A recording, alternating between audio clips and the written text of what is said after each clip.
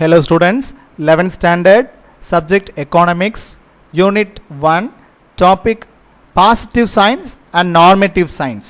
So in our previous video, we had discussed about economics, its subject matter and scope of economics. இத பத்தி நம்ம brief போன வீடியோல நம்ம பார்த்தோம். And now we are going to discuss about economics, positive signs or normative signs.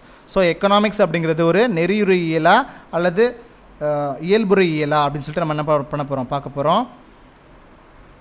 So positive signs deals with what it is.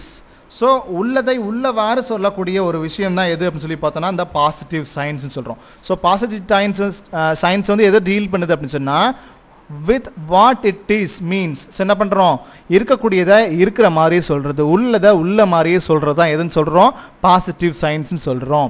And it analyzes a problem on the basis of facts. என்ன பண்றோம், இருக்கக்கூடிய உண்மைகளின் அடிப்படையில் அதனுடைய காரணங்களை so ப்ராப்ளத்துக்கான ஒரு காரணம் என்ன, எந்த விதமான ஒரு ப்ராப்ளம் வருது, பிரச்சனை வருது அப்படின்னு சொன்னால் அதுக்கான காரணம் என்ன, ஸோ இது எல்லாத்தையும் என்ன பண்ணுது, எக்ஸாமின் இட்ஸ் காசஸ். அது மட்டும் இல்லாமல் விளைவுகள் என்ன, அது காரணம் என்ன, விளைவுகள் என்ன அப்படிங்கிறத நம்ம என்ன பண்ணுறோம், அனலைஸ் பண்ணுறோம். எதில், இந்த பாசிட்டிவ் சைன்ஸ் மூலிமா. For example, at the time of price increase its cause are analyses. So என்ன பண்ணுறாங்க, ஒரு வேளை விலை ஏறுது, ஒரு பொருளுடைய விலை ஏறுது அப்படின்னு சொல்லி சொன்னால் அதற்கான காரணம் என்ன அப்படின்னு சொல்லிட்டு ஆராயக்கூடிய ஒரு விஷயம், ஆராய்ச்சி பண்ணக்கூடிய ஒரு அனலைஸ் பண்ணக்கூடிய ஒரு விஷயத்தை தான் நம்ம என்னன்னு சொல்லி சொல்கிறோன்னா பாசிட்டிவ் சைன்ஸ் அப்படின்னு சொல்கிறோம். ஸோ இப்போ ஒரு பொருளுடைய விலை ஏறுது அப்படின்னு சொன்னால் அதுக்கான காசு என்ன, காரணம் என்ன அப்படிங்கிறத நம்ம என்ன பண்ணுறோம், ஒரு ஆய்வு பண்ணுறோம், அனலைஸ் பண்ணுறோம் இல்லையா. ஸோ அதான் நம்ம என்னென்னு சொல்கிறோம், பாசிட்டிவ் சைன்ஸ். ஸோ இப்போ அதுதான் சொல்கிறாங்க வாட் இட் இஸ்ன்னு சொல்கிறாங்க, இருக்கக்கூடியதை இருக்கிற மாதிரி சொல்கிறது.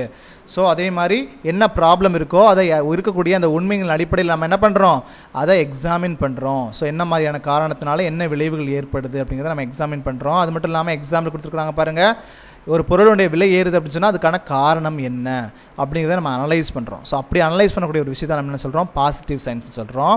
ஸோ இதில் பாருங்கள் பாசிட்டிவ் நார்மேட்டிவ்னு சொல்லிட்டு கொடுத்துருக்குறாங்க. ஸோ பாசிட்டிவ் அப்படின்னு சொல்லி சொன்னால் என்ன சொல்லியிருக்கிறோம், இதில் வந்து கேன் பி ப்ரூவ்டு. ஸோ பாசிட்டிவ்னா என்னது, கேன் பி ப்ரூவ்ட். நார்மேட்டிவ் அப்படின்னு சொன்னால் என்னது, cannot be proved அப்படின்னு சொல்லி சொல்கிறாங்க. ஸோ பாசிட்டிவ்க்கு கீழே இந்த பாருங்க கொடுத்துருக்காங்க இந்த ரெட் கலர் லெட்டர்ஸில் கனெக்ட்ஸ் காஸ் அண்ட் எஃபெக்ட்ஸ். என்ன பண்ணுறாங்க, காரணத்தையும் அதற்கான விளைவையும் என்ன பண்ணுறாங்க, கனெக்ட் பண்ணக்கூடிய ஒரு விஷயமா இருக்குது.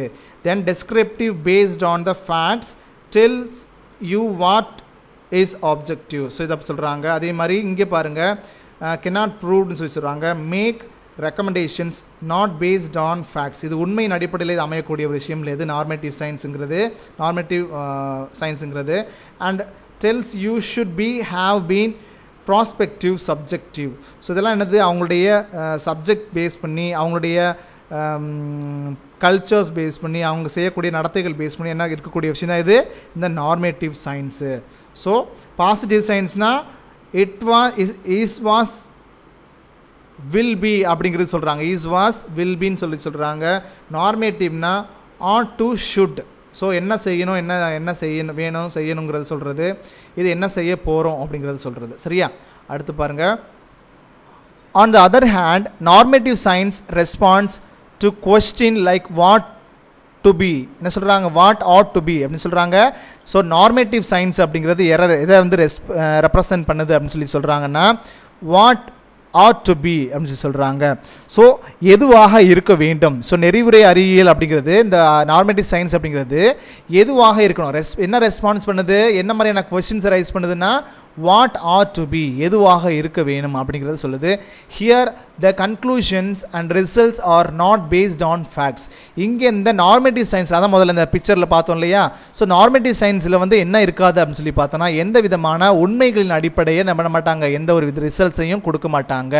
So but on different considerations belonging to social, cultural, political, religious realms. So அதே மாதிரி இவங்க எதை பேஸ் பண்ணி இவங்களுடைய இருக்கக்கூடிய முடிவுகள் இருக்கும் இந்த நார்மேட்டிவ் சயின்ஸினுடைய ரெஸ்பான்ஸ்ன்னு பார்த்தோன்னா சோசியல், கல்ச்சுரல், அதாவது சமுதாயத்தில் இருக்கக்கூடிய பண்பாடு, அரசியல், மதங்கள், ரிலீஜியஸ், அவங்களுடைய நம்பிக்கைகள், இதை பேஸ் பண்ணி தான் என்ன இருக்கும்னு சொன்னால் அந்த நார்மேட்டிவ் சயின்ஸினுடைய ரெஸ்பான்ஸ் இருக்கும்.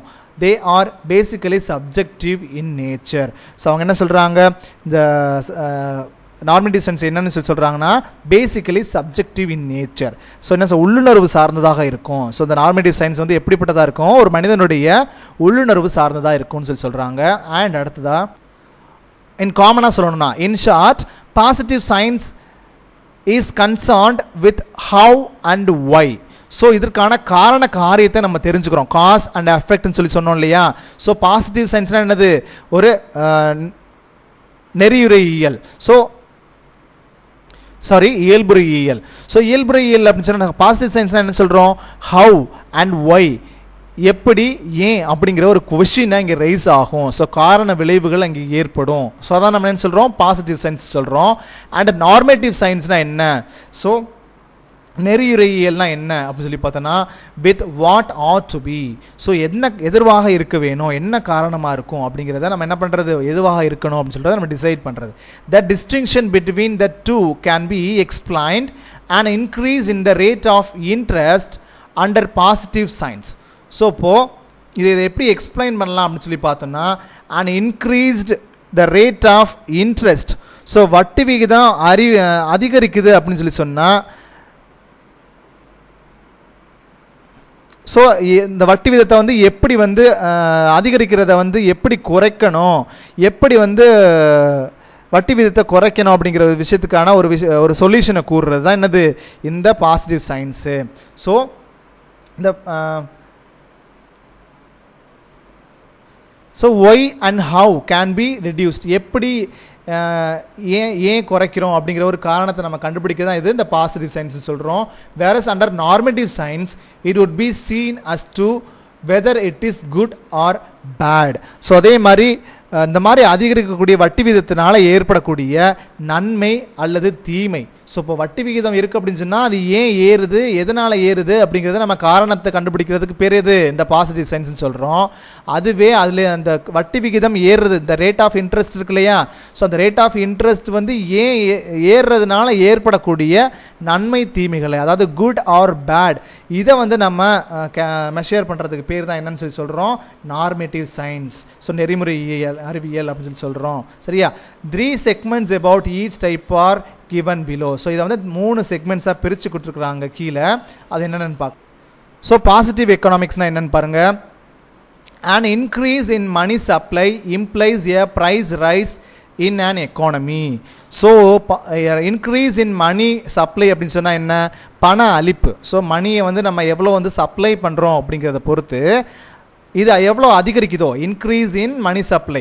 ஸோ மணி சப்ளை வந்து எவ்வளோ இன்க்ரீஸ் ஆகுதோ implies a price rise in a economy. என்ன சொல்கிறாங்க, எவ்வளோ பணம் அந்த மணி வந்து சப்ளை வந்து இன்க்ரீஸ் ஆகுதோ, ஸோ அதே மாதிரி தான் எக்கனாமிக்ஸில் இந்த ப்ரைஸ் வந்து இன்க்ரீஸ் ஆகிறது ஏற்படுது அப்படின்னு சொல்கிறாங்க. புரியுதா. ஸோ ப்ரைஸ் வந்து எப்படி இன்க்ரீஸ் ஆகுதுன்னா, இந்த இன்க்ரீஸ் சப்ளை ஆஃப் மணி, சரியா, மணி வந்து எந்த அளவுக்கு இன்க்ரீஸ் ஆகுதோ அந்த அளவுக்கு என்ன இருக்குது, இந்த பொருளாதாரத்தில் ப்ரைஸும் அந்த பொருளுடைய விலையும் என்ன ஆகுது, அதிகரிக்குது அப்படின்னு சொல்கிறாங்க. அதே மாதிரி as the irrigation facilities and application of chemical fertilizer expand, the production of food grains increases. அதே மாதிரி இந்த மாதிரி நீர்ப்பாசன வசதி, இரிகேஷன் ஃபெசிலிட்டிஸ்னால் என்னது, நீர்ப்பாசன வசதி மற்றும் ரசாயன உரங்களினுடைய விரிவாக்கத்திற்கு ஏற்ப.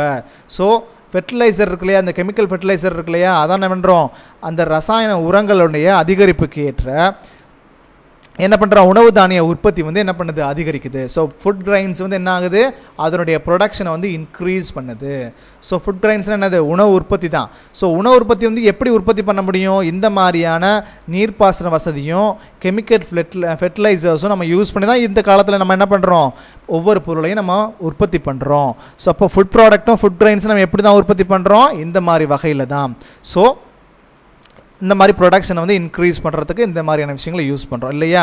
So an increase in the birth rate and a decrease in the death rate reflect the rate of growth of population. So அதே மாதிரி என்ன பிறப்பு வீத அதிகரிப்புன்னு சொல்லுவோம். இந்த இன்க்ரீஸ் இன் த பர்த் ரேட்னா என்னது, பிறப்பு விகிதம் வந்து அதிகரிக்கிறதாகட்டும், அல்லது and a degrees in the death rate, அதே மாதிரி இறப்பு விகிதம் வந்து குறைகிறதுக்காக டிக்ரீஸ் பண்ணுறதாகட்டும், இது எல்லாமே எதை வந்து ரிஃப்ளெக்ட் பண்ணுது, எதை வந்து நமக்கு தெரியப்படுத்துது அப்படின்னு சொல்லி பார்த்தோன்னா, வளர்ச்சி, அதாவது மக்கள் தொகை வளர்ச்சி வீதத்தில் இருக்கக்கூடிய வளர்ச்சி வீதம் தான் என்ன பண்ணுறது நமக்கு பிரதிபலிக்குது. So growth of population, the rate of growth of population, இதை தான் நமக்கு என்ன பண்ணுது, நமக்கு ரிஃப்ளெக்ட் பண்ணுது. எது? இந்த increase in the birth rate and decrease in the death rate. இது ரெண்டும் நமக்கு எதை வந்து தெரியப்படுத்துதுன்னா the rate of growth of population. So நம்மளுடைய மக்கள் தொகை வளர்ச்சியினுடைய வீதம் தான் நமக்கு தெரியப்படுத்துது அப்படின்னு சொல்கிறாங்க. அடுத்து பாருங்கள் நார்மேட்டிவ் சயின்ஸில். So inflation is better than deflation. So inflation அப்படிங்கிறது என்னது? பணவாட்டம். அது டீஃப்ளேஷன் அப்படின்னு சொன்னால் என்னது? பணவீக்கம். ஸோ இப்போ இன்ஃப்ளேஷனை விட டீஃப்ளேஷனே பெட்டர் அப்படின்னு சொல்கிறாங்க. ஸோ இதை பற்றிலாம் நம்ம ப்ரீஃபாக அடுத்தடுத்த சாப்டர்ஸில் நம்ம ப்ரீஃபாக பார்ப்போம்.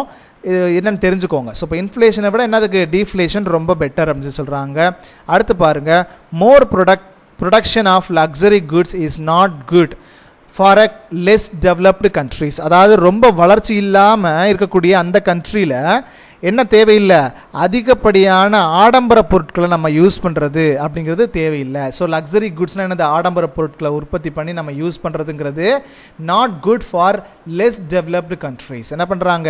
அது குறைவான வளர்ச்சி இருக்கக்கூடிய அந்த கண்ட்ரீஸ் வந்து இந்த மாதிரியான லக்ஸரி குட்ஸை யூஸ் பண்ணணும், ப்ரொடக்ஷன் பண்ணணுங்கிறது அவசியம் இல்லாத ஒன்றா இருக்குது. தென் அதே மாதிரி பாருங்கள், inequalities in the distribution of wealth and incomes should be reduced. என்ன சொல்கிறாங்க?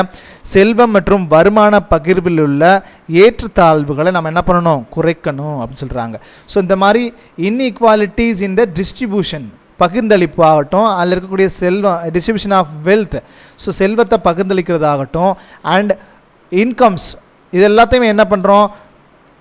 செல்வம் மற்றும் வருமானத்தை என்ன பண்ணுறோம்? நம்ம பகிர்வில் உள்ள ஏற்றத்தாழ்வுகளை, இன்இக்வாலிட்டிஸ் நம்ம என்ன பண்ணணும்? கண்டிப்பாக போக்கணும் அப்படிங்கிறது நார்மேட்டிவ் எக்கனாமிக்ஸுடைய முக்கியமான ஒரு விஷயமா இருக்குது. அடுத்து பாருங்கள், ஸோ பேசிக் கான்செப்ட்ஸ் இன் எக்கானமிக்ஸ். ஸோ பொருளினுடைய அடிப்படையான ஒரு கருத்துக்கள் என்ன? Like other sciences, economics also has concept to explain it's theories. So இப்போ நிறைய அறிவியலில் நிறைய விஷயங்கள் மற்ற அறிவியலை போலவே தான் என்ன இருக்குது, இந்த எக்கனாமிக்ஸும் நிறைய கான்செப்ட்ஸை தன்னகத்தை வச்சுட்டுருக்கு அப்படின்னு சொல்கிறாங்க. a complete and clear grasp of their meaning is necessary. So அது மட்டும் இல்லாமல் இருக்கக்கூடிய கருத்துக்கள் எல்லாமே என்னென்னா முழுமையான தெளிவான ஒரு புரிதலை நமக்கு சொல்லணும். ஸோ அந்த கோட்பாடுகள் எல்லாத்தையும் நம்ம தெரிஞ்சுக்கிறதுக்காக தான் நம்ம என்ன பண்ணியிருக்காங்க, இந்த மாதிரியான கருத்துக்களை நமக்கு நம்ம பாடக்கருத்தில் நம்ம இங்கே வச்சுருக்குறாங்க. ஓகேவா? Only a preliminary acquaintance is how attempted here. அது மட்டும் இல்லாமல் இங்கே அது சார்ந்த அந்த அறிவியல் சார்ந்த ஒரு பொருளில் சார்ந்த ஒரு மேலோட்டமான ஒரு விளக்கங்களை மட்டும்தான் என்ன பண்ணியிருக்கிறாங்க இங்கே நமக்கு நம்ம புக்கில் கொடுத்துருக்குறாங்க. ஸோ அடுத்து பாருங்கள், goods and services. ஸோ பண்டங்கள் மற்றும் பணிகள். ஸோ இதை பற்றி நம்ம பார்க்க போகிறோம். அடுத்ததாக both goods and services satisfy human wants. எதுக்காக அந்த goods and services வந்து நமக்கு ப்ரொடியூஸ் பண்ணுறோம் அப்படின்னு சொன்னால் ஹியூமனுடைய வான்ஸை, ஸோ மனிதனுடைய தேவையை பூர்த்தி பண்ணுறதுக்காக, சாட்டிஸ்ஃபை பண்ணுறதுக்காக தான் நம்ம என்ன பண்ணுறோம், அந்த கூட்ஸையும் சர்வீசஸையும் நம்ம என்ன பண்ணுறோம், ப்ரொடியூஸ் பண்ணுறோம். இன் எக்கனாமிக் பாயிண்ட் ஆஃப் வியூவில் the term goods implies the term services also unless specified otherwise. என்ன சொல்கிறாங்க, இந்த மாதிரியான பொருட்களாகட்டும், இந்த இருக்கக்கூடிய பணிகளாகட்டும், பண்டங்கள் மற்றும் பணிகள் ஆகிய இரண்டுமே என்னென்னு சொல்லி சொல்கிறாங்க, மனிதனுடைய விருப்பங்களை பூர்த்தி செய்கிறதுக்காகவும் இருக்குது அப்படின்னு சொல்கிறாங்க. அதே மாதிரி பொருளியலில் பண்டங்கள் என்பது குறிப்பிட்டு சொல்லப்படாத வரை, அதாவது இதை வந்து ஒரு டினோட் பண்ணாமல் ஸ்பெசிஃபைட் பண்ணாமல் இருக்கிற வரையில் என்ன தான் அப்படின்னு சொல்கிறாங்க, சேர்த்து ரெண்டுமே குட்ஸ் அண்ட் சர்வீசஸ் ரெண்டுமே என்னன்னு சொல்லி சொல்கிறாங்க, ஒன்றா தான் கருதுகிறாங்க. ஸோ குட்ஸ் அண்ட் சர்வீசஸ் எப்பவுமே என்ன பண்ணுறதில்ல, நம்ம மோஸ்ட் ப்ராபப்ளி நம்ம எப்போ குறிப்பிட்டு சொல்லாத வரைக்கும், ஸோ இதெல்லாம் குட்ஸு இதெல்லாம் சர்வீசஸ்ஸு அப்படின்னு சொல்லிட்டு நம்ம பிரித்து சொல்லாத வரைக்கும் என்ன தான் சொல்கிறாங்க, இது ரெண்டும் சேர்ந்தே தான் இருக்குது அப்படின்னு சொல்லி சொல்கிறாங்க. ஸோ குட்ஸுக்கு ஃபார் எக்ஸாம்பிள் இங்கே பாருங்க கொடுத்துருக்காங்க பிக்சர்ஸில், இந்த மாதிரி கிளாத்ஸ் ஆகட்டும், லேப்டாப் ஆகட்டும், மிக்சி, இந்த பேக்ஸு, ஹேண்ட்பேக்கு, கிஃப்ட்ஸு, ஷூஸு, இந்த மாதிரி நிறைய விஷயங்கள் இதெல்லாம் எல்லாம் சேர்ந்தது என்னது குட்ஸ் சொல்லுவோம். ஸோ சர்வீசஸ்லாம் இதெல்லாம் வருது பாருங்கள், இந்த மாதிரி வெஹிக்கிள்ஸ் மூலிமா, ஏரோப்ளேன் மூலிமா நம்ம அடுத்த நாடுக்கு போகிறது, தென் ஸ்வீப்பிங் கூட்டுறதுக்கு இது பயன்படுத்தக்கூடியது.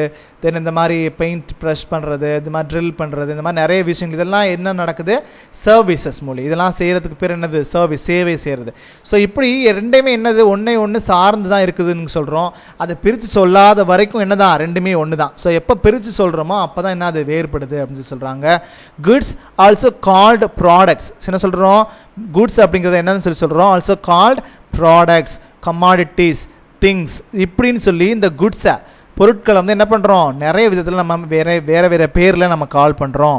குட்ஸை எப்படி சொல்லலாம், ப்ராடக்ட்ஸ்னு சொல்லலாம், கமாடிட்டிஸ்ன்னு சொல்லலாம், திங்ஸ்ன்னு சொல்லலாம், சரியா, பொருட்கள்னு சொல்லலாம். ஸோ இப்படி 3 விதமாக என்ன சொல்கிறோம், நம்ம குட்ஸை பொருட்களை சொல்கிறோம். அடுத்து பாருங்கள்.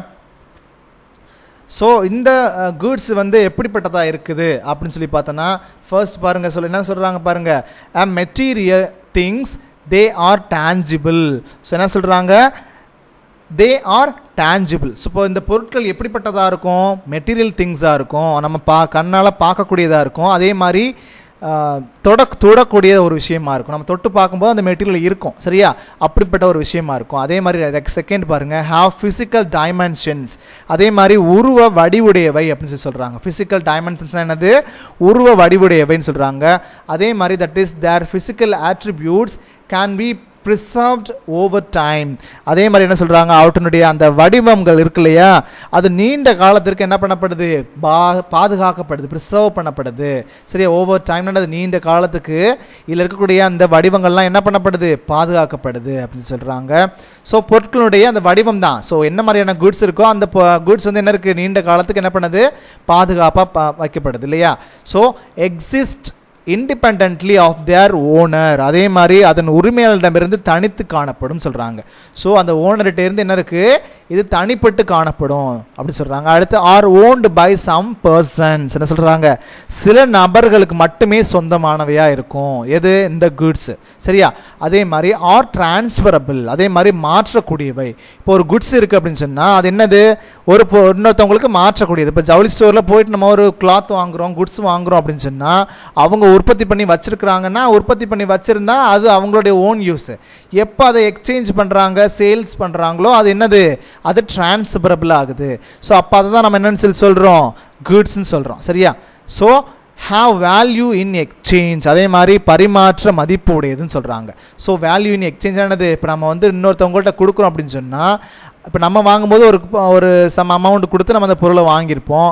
அதே பொருளை இன்னொருத்தவங்களுக்கு நம்ம கொடுக்குறோம் அப்படின்னு சொன்னால் அவங்கக்கிட்டையும் நம்ம சம் அமௌண்ட் வந்து மணி வேல்யூவில் என்ன பண்ணுறது, மணியை வாங்கிக்கிட்டு நம்ம அந்த பொருளை கொடுக்கக்கூடிய அந்த மதிப்பு உடையதுன்னு சொல்கிறாங்க. அப்போ பரிமாற்ற மதிப்பு உடையது, எக்ஸ்சேஞ்ச் வேல்யூ இருக்குது அப்படின்னு சொல்லி சொல்கிறாங்க. எதுக்கு, இந்த குட்ஸுக்கு. ஓகேவா. அடுத்து பாருங்கள். ஸோ அவ்வளோதான் ஸ்டூடெண்ட்ஸ். இதில் ஏதாவது டவுட்ஸ் இருந்ததுன்னா என்னோட நம்பருக்கு கால் பண்ணி அதை கிளியர் பண்ணிக்கோங்க. அடுத்ததான் நம்ம பார்க்க போகிறது, அடுத்த வீடியோவில் நம்ம பார்க்க போகிறது என்னென்னா, இந்த குட்ஸ் அண்ட் சர்வீசஸினுடைய டைப்ஸ் தான் நம்ம பார்க்க போகிறோம். ஸோ அதை பார்க்குறது வரைக்கும் பாய் ஸ்டூடெண்ட்ஸ்.